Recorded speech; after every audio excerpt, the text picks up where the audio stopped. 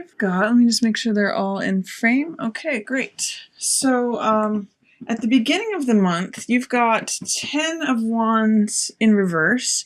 10 of Wands in its upright position generally means oppression or carrying too many burdens or carrying a lot of things and feeling oppressed or weighed down or burdened. Because it's in the reverse position, what it can mean is a lightening of your load, or it's a good focusing for if you are feeling burdened, how can you lighten your load? Or maybe you're getting some relief from having been carrying a heavy load. So that is, it's also a 10 card. You can see it's the number 10 of Wands. So it's also representing the end of a cycle and the beginning of a new one. 10 is 1 and 0 added together equals 1. So it's the completion of a cycle and the beginning of a new one is what 1 represents. So if there's something that you would like to walk away from that has felt like you're carrying a heavy load, this may represent that it's now going to lighten up. And the next card you have is the Knight of Swords. So Knight of Swords is someone who charges forth boldly, almost without thinking. He's sort of the rescuer type, and you can see in this tower there's some flaming tower energy.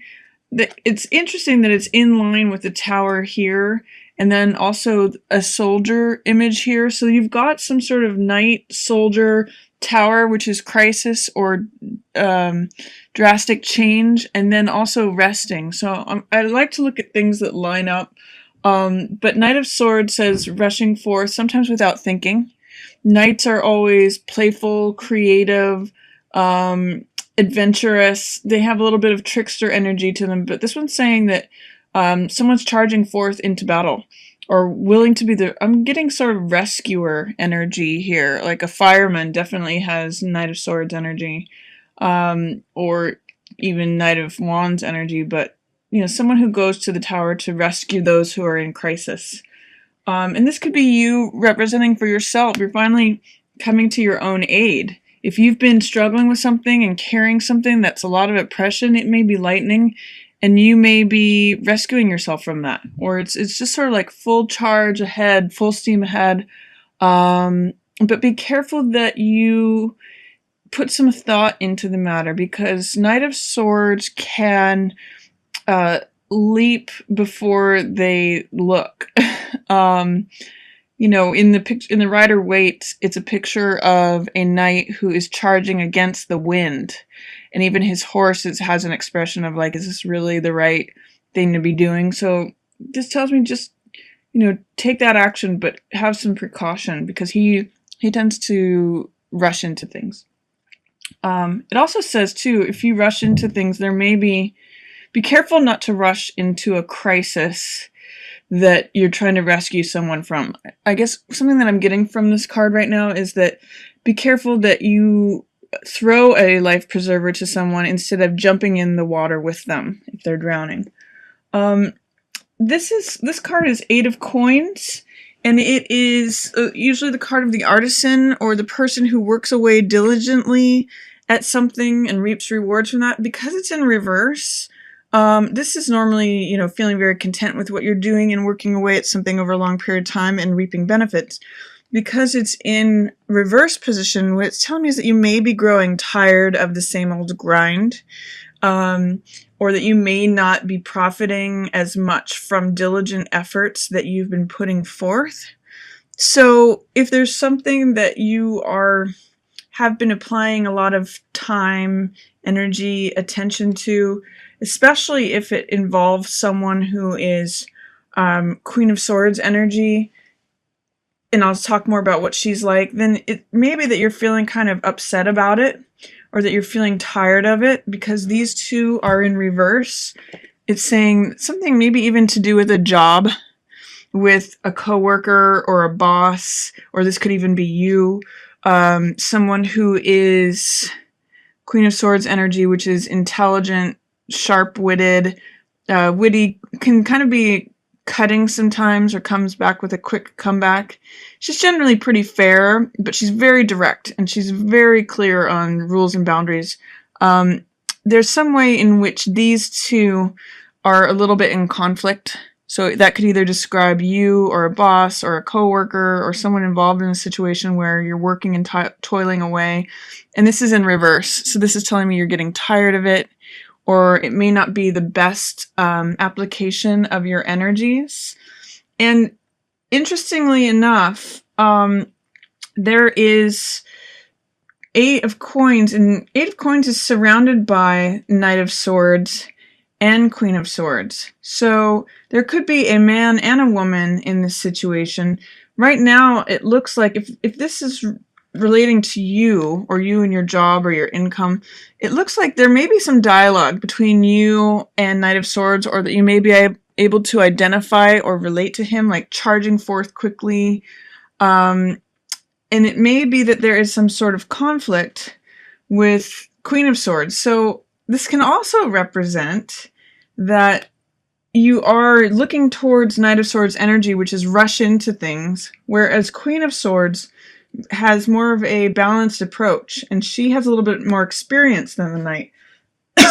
Excuse me. So, you know, what it's saying is that you may not be doing things in a very practical way. You might be a little impatient and rushing ahead. If that's the case, then things may not be working out well for you in this endeavor. So what I'm going to say is that if you have been carrying a heavy load and you're wanting it to lighten a bit, which is 10 of Wands energy in reverse. I'm also going to say one other thing about 10 of Wands in reverse. 10 of Wands upright can mean the teacher. So if it's in reverse, you may need to put yourself in a student or listening, receptive position. And you may need to listen to practical advice or even criticism. It could be, because she's in reverse, it could be criticism saying, you know, you need to do it a different way next time. Instead of this, I'm just going to go rescue the situation, do whatever's necessary attitude that the Knight of Swords has. So those are all different interpretations of what's coming up for you during the beginning of the month. The middle of the month, wow, there's really some sort of battle going on. Really some sort of, I will even say, crisis of some sort. Something where things are changing dramatically and there's a lot of resistance. The reason I say that is because the Tower card you can see in the imagery of the card that it's some sort of crisis and people are falling away from the Tower. What it usually represents is that whatever established order has been there is like crumbling apart suddenly, or that there's a sudden change of events, or things are reacting suddenly. It's good to note that that's coming up. This may be the focal point about where this rushing in versus waiting comes in. There's also a dilemma of not being able to make a decision about it. So there's some way in which you feel stuck and haven't been able to make a choice. Two of Swords is being stuck and blinded because you're not able to make a choice between different courses of action. And so it creates stasis and stuckness. With these being in reverse, again, it could be that this crisis enables you to feel less stuck, or it's not quite as bad as it would be, or shocking or dramatic as if it were in the upright position, but it's seeming as though you don't quite know what to do or how to handle it. This Tower in reverse and this Two of Swords tells me there's some sort of indecision about, okay, well, what am I going to do now? Or this thing has happened. This is a lot of, even there's two lightning bolts, two swords here. There's a lot of like, do I do this or should I do that? And this Five of Wands energy is competition, battle, again, more fighting. So in reverse, again, it's not as bad. Sometimes it can be interpreted as playfulness or competition. It can have a lighthearted side to it. But the main energy of this card is that there are many people at odds with one another. So it could be competitiveness, or it could be related to this. It could be what leads to this falling down. I mean, in many ways, this card with this card can mean revolution. So things are really changing. People are standing up and saying, I want things to be different. Like if it's, say, unionization at your work, or it can represent in a number of different ways. And you may not know which side you want to align with, and therefore you're doing nothing. But this is also a card of, I call it picking up the pieces. And it's a card of reaping the benefits of whatever is left over after the crisis has happened. So this, in order, it's saying, there's some sort of fighting that's happening, some sort of battle or disagreement or competition, some sort of crisis or dramatic change, and an unknowingness or an indecision or feeling stuck, and then finally picking up the pieces, like saying, okay, so the thing happened. Now what can I gather from it? What can I take from it? It's a little bit of an opportunist card, but it's also practical and in a sort of resigned way, saying, okay, well, this has happened. At least what can we collect and learn from it? In some ways, too, I'm seeing similarities here. This row here is saying, be practical, saying, use what you can, even though it's a difficult situation, and then the world opens up for you. So, and this row is saying, someone who rushes into battle is willing to rescue people. Here's the scene of the battle, and then it's saying, maybe he just needs to rest or take a time out or reflect on things.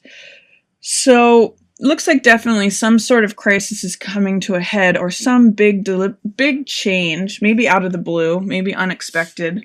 And you may not know how to feel about it or how to make a decision about it, but look at what you can gather from the situation once it happens. Look at, once the sun has set on the battle, or the crisis, look at what you can collect from it that might be useful to you, because it looks like it's leading towards the world's opening up.